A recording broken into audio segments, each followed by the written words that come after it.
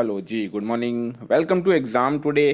આજે છે 21 જૂન અને 21 જૂન 2024ના રિલેટિવ કરંટ અફેર્સની ડિસ્કશન આ વિડીયોમાં આપણે કરવાના છે. તો છેલ્લે સુધી વિડીયો સાથે બની રહેજો. કરંટ અફેર્સ ઇમ્પોર્ટન્ટ ટોપિક છે, દરેક એક્ઝામમાં પ્રશ્ન પૂછવામાં આવે છે. મિત્રો ટોપિક પર આવીએ. 21 જૂન 2024 ક્વેશ્ચન નંબર 1 છે. હાલમાં સંઘર્ષ અને યૌન હિંસાના ઉન્મૂલન માટે આંતરરાષ્ટ્રીય દિવસ ક્યારે મનાવવામાં આવ્યો? તો મિત્રો વાત થઈ છે અહીંયા સંઘર્ષ અને યૌન હિંસાના ઉન્મૂલન માટે આંતરરાષ્ટ્રીય દિવસની. એ દર વર્ષે 19 જૂને મનાવવામાં આવે છે. 19 જૂને.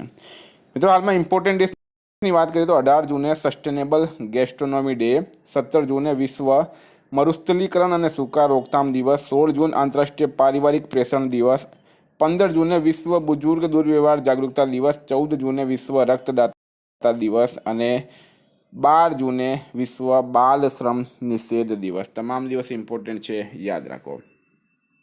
હાલમાં પી થંકપ્પન નાયરનું નિધન થયું છે. તેઓ કોણ હતા? તો મિત્રો એક વરિષ્ઠ ઇતિહાસકાર હતા, પી થંકપ્પન નાયર. બરાબર, એમનું હાલમાં નિધન થયું છે 91 વર્ષની ઉંમરમાં. કેટલા વર્ષની ઉંમરમાં? 91 વર્ષની ઉંમરમાં એમનું નિધન થયું છે. આપણે એમને શ્રદ્ધાંજલિ આપીએ. ભારતનો પ્રથમ મલ્ટી મોડલ લોજિસ્ટિક પાર્ક ક્યાં બની રહ્યું છે? તો ભારતની વાત થઈ મિત્રો, ભારતનો પ્રથમ મલ્ટી મોડલ લોજિસ્ટિક પાર્ક ક્યાં બની રહ્યું છે? તો રાઈટ આન્સર છે આમાં ચેન્નઈ ખાતે. બરાબર, ચેન્નઈ ખાતે બની રહ્યું છે. રિલાયન્સ ઇન્ડસ્ટ્રીઝ દ્વારા આ મલ્ટી મોડલ લોજિસ્ટિક પાર્ક બનાવવાની શરૂઆત કરવામાં આવી છે ચેન્નઈમાં. હાલમાં સમલૈંગિક મેરેજને માન્યતા આપવાવાળો દક્ષિણ પૂર્વ એશિયાનો પહેલો દેશ કયો બન્યો છે?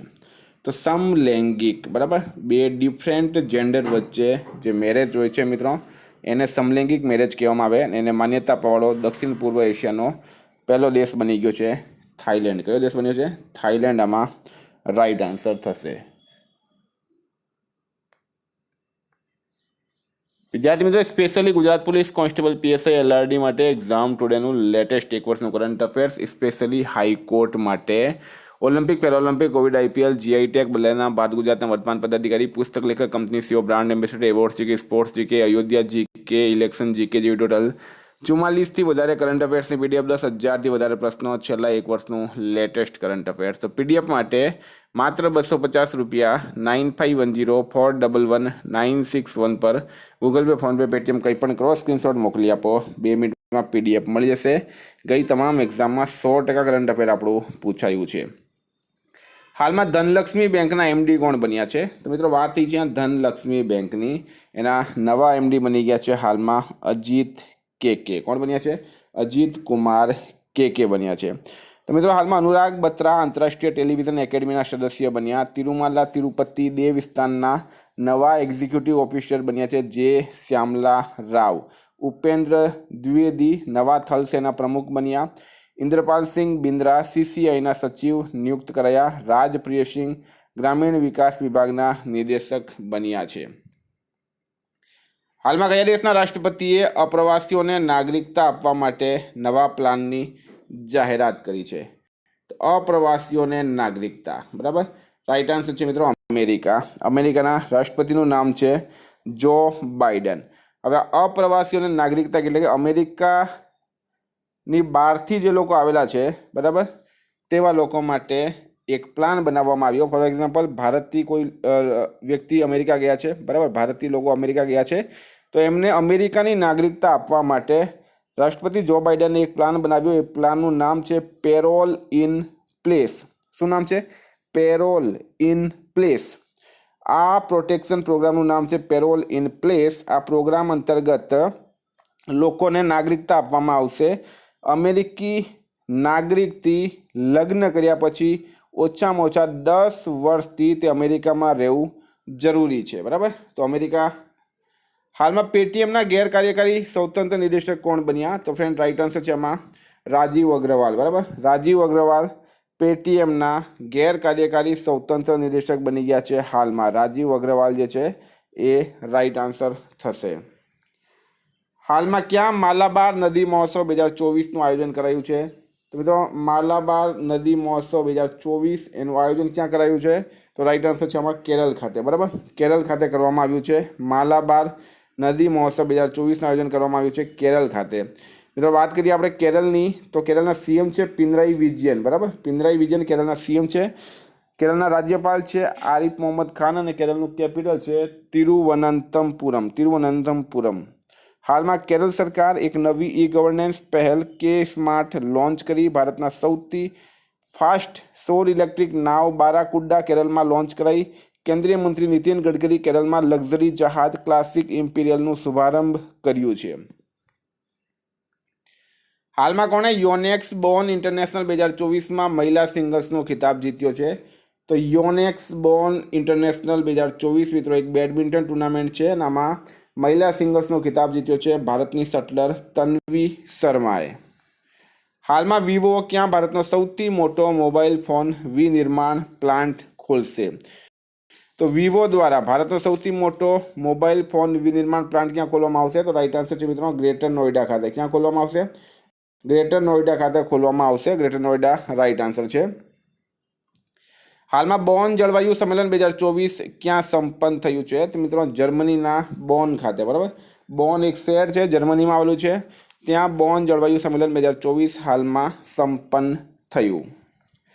હાલમાં કયા દેશનો પરમાણુ શસ્ત્રાગાર વધીને ભારતથી 3 ગણો થઈ ગયો છે? મિત્રો પરમાણુ શસ્ત્રાગાર, બરાબર, એટલે કે પરમાણુ હથિયાર વધીને ભારતથી 3 ગણા થઈ ગયા છે ચીનના, બરાબર, ચીન દેશના. હાલમાં આવેલી એક રિપોર્ટ મુજબ ભારત પાસે 172 પરમાણુ હથિયાર છે અને ચીન પાસે છે મિત્રો લગભગ 500 જેટલા. આપણા કરતાં પાકિસ્તાન પાસે પણ પરમાણુ હથિયાર વધારે છે. તો ચીન આમાં રાઈટ આન્સર થશે. ફ્રેન્ડ, ચીનની બોર્ડર દુનિયામાં 14 દેશો સાથે લાગે છે, સૌથી વધારે છે. ચીનના વૈજ્ઞાનિકોએ સૌર ઘૂર્ણનનો નવો પેટર્ન શોધ્યો છે. હાલમાં ભારત સરકાર ચીનની બોર્ડર પર સડક બનાવવા માટે પ્રતિ કિલોમીટર 2 કરોડ રૂપિયા ખર્ચ કરશે. ચીને થોમસ અને ઉબેર કપ બેડમિન્ટન ખિતાબ જીત્યો છે. હાલમાં કોણે અધિકતમ પવન ઉર્જા સ્થાપિત ક્ષમતા માટે પુરસ્કાર જીત્યો છે? તો મિત્રો ગુજરાતે સૌથી વધારે પવન ઉર્જા સ્થાપિત ક્ષમતા માટે પુરસ્કાર જીત્યો છે.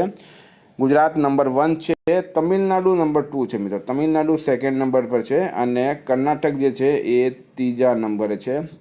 વાત ગુજરાતની, તો ગુજરાતના સીએમ છે ભૂપેન્દ્રભાઈ પટેલ. ગુજરાતના રાજ્યપાલ છે આચાર્ય દેવવ્રત. ગુજરાતનું કેપિટલ છે ગાંધીનગર. હાલમાં ગુજરાતમાં સ્થિત સ્મૃતિ વન સ્મારક મ્યુઝિયમને યુનેસ્કોના પ્રિક્સ પુરસ્કાર માટે પસંદગી થઈ છે. ગુજરાત સરકારે શિખા રિફોર્મ ઓનલાઈન શિક્ષણ મંચ લોન્ચ કર્યો. રાજકોટ સ્ટેડિયમનું નામ નિરંજન શાહના નામ પર રાખવામાં આવ્યું છે. ગુજરાતના ફળ કચ્છી ખારેકને જીઆઈ ટેગ મળ્યો છે. હાલમાં નરેન્દ્ર મોદી બિહારમાં ક્યાં નાલંદા વિશ્વવિદ્યાલયના નવા પરિસરનું ઉદ્ઘાટન કર્યું છે? તો વડાપ્રધાન નરેન્દ્ર મોદી દ્વારા બિહારમાં ક્યાં નાલંદા વિશ્વવિદ્યાલયના નવા પરિસરનું ઉદ્ઘાટન કરાયું? તો રાજગીર રાઈટ આન્સર થશે, રાજગીર ખાતે. ફ્રેન્ડ, ઇતિહાસની વાત કરીએ તો નાલંદા વિશ્વવિદ્યાલય જે છે એ પ્રાચીન ભારતમાં સૌથી મોટું વિશ્વવિદ્યાલય કહેવામાં બિહારમાં આવેલું હતું. તે સમયમાં તક્ષશિલા, નાલંદા, વલ્લભી જેવી વિદ્યાપીઠ ભારતમાં આવેલી હતી, બરાબર. બખ્તિયાર ખિલજી નામના એક આક્રમણકારીએ આ નાલંદા વિશ્વવિદ્યાલયને સળગાવી દીધું હતું, બરાબર. જ્ઞાનનો ભંડાર હતો મિત્રો નાલંદા વિશ્વવિદ્યાલય, તેને સળગાવ્યું હતું બખ્તિયાર ખિલજી નામના એક આક્રમણકારીએ. કહેવાય છે કે 3 મહિના સુધી ત્યાં પુસ્તકો સળગતી રહી હતી. નરેન્દ્ર મોદી સરકાર અને એના પહેલીની જે સરકાર છે એ લોકોએ મળીને આ નાલંદા વિશ્વવિદ્યાલયને નવું પરિસર, નવું ઉદ્ઘાટન કર્યું છે. તત્કાલીન રાષ્ટ્રપતિ એપીજે અબ્દુલ કલામનું આ સપનું હતું. 14 વિદ્યાર્થીઓ સાથે આને ફરીથી શરૂ કરવામાં આવ્યું. હવે નરેન્દ્ર મોદી સરકારે આ નાલંદા વિશ્વવિદ્યાલયના નવા પરિસરનું ઉદ્ઘાટન કર્યું છે. ખૂબ જ ગર્વની વાત કહેવાય આ. તો રાજગીર આમાં રાઈટ આન્સર છે. હાલમાં ભારતના સૌથી મૂલ્યવાન સેલિબ્રિટી બ્રાન્ડ કોણ બન્યા છે? તો ફ્રેન્ડ, રાઈટ આન્સર છે આમાં વિરાટ કોહલી, બરાબર. વિરાટ કોહલી ભારતના સૌથી મૂલ્યવાન સેલિબ્રિટી બ્રાન્ડ બની ગયા. હાલમાં ક્યાં સેનાના રિસર્ચ એન્ડ રેફરલ હોસ્પિટલમાં એક અત્યાધુનિક ત્વચા બેંક ખોલવામાં આવ્યું છે? તો રિસર્ચ એન્ડ રેફરલ હોસ્પિટલમાં એક અત્યાધુનિક ત્વચા બેંક ખોલવામાં આવ્યું છે ફ્રેન્ડ ન્યૂ દિલ્હી ખાતે, બરાબર. જે ચામડી બળી ગઈ હોય છે એની જગ્યાએ નવી ચામડી લગાડવામાં આવે તેના માટેનું આ એક બેંક ખોલવામાં આવ્યું છે સેના દ્વારા. હાલમાં નીરજ ચોપડાએ પાવાનુર્સી રમતોમાં કયો મેડલ જીત્યો છે? તો ફ્રેન્ડ, રાઈટ આન્સર છે આમાં ગોલ્ડ મેડલ. નીરજ ચોપડાએ પાવા નૂરની રમતોમાં ગોલ્ડ મેડલ જીત્યો છે. એમણે જે થ્રો ફેંક્યો છે મિત્રો એ છે 85.97 મીટર, બરાબર, 85.97 મીટર. વિદ્યાર્થી મિત્રો, આ હતા કરંટના પ્રશ્નો. રિવિઝનની વાત કરીએ તો સસ્ટેનેબલ ગેસ્ટ્રોનોમી ડે ક્યારે મનાવવામાં આવ્યું? તો 18 જૂને.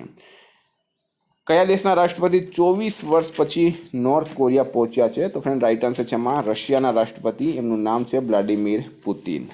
હાલમાં વિદેશ મંત્રાલયે કઈ બેંક સાથે ઈ માઇગ્રેટ માટે સમજોતા જ્ઞાપન પર હસ્તાક્ષર કર્યા? તો SBI રાઇટ આન્સર છે. હાલમાં કોને Nelson Mandela life time achievement પુરસ્કાર મળ્યો? તો વિનોદ ગણાત્રાને. હાલમાં દેશની સૌથી મોટી વૈદિક ઘડિયાળ ક્યાં લગાડવામાં આવી છે? તો ઉજ્જૈન રાઇટ આન્સર થશે. ક્યાંના યુવા સમૂહે મિયાવાકી પદ્ધતિથી લઘુ વન બનાવ્યો છે? તો રાયપુર રાઇટ આન્સર છે. હાલમાં ક્યાં છત્તરગલા ટનલ બનાવવામાં આવશે? તો જમ્મુ કાશ્મીર ખાતે. પ્રવાસીઓ માટે ભારતનો સૌથી મોંઘો શહેર બન્યો છે મુંબઈ. હરપાલસિંહ બેદીનું નિધન થયું છે. તેઓ પત્રકાર હતા. રજ મહોત્સવ 2024ની શરૂઆત ઓડિશા ખાતે થઈ. RBIએ કઈ સહકારી બેંકનો લાયસન્સ રદ કર્યો છે? તો પૂર્વાંચલ સહકારી બેંક. હાલમાં કોની આંતરરાષ્ટ્રીય ટેલિવિઝન એકેડમીના સદસ્યના રૂપમાં પસંદગી થઈ છે? તો અનુરાગ બત્રાની. હાલમાં કયા હાઈકોર્ટે ટ્રાન્સજેન્ડર માટે 1% નોકરીમાં અનામત આપવાનો આદેશ આપ્યો છે? તો મિત્રો રાઇટ આન્સર થશે આની અંદર કોલકાતા હાઈકોર્ટે.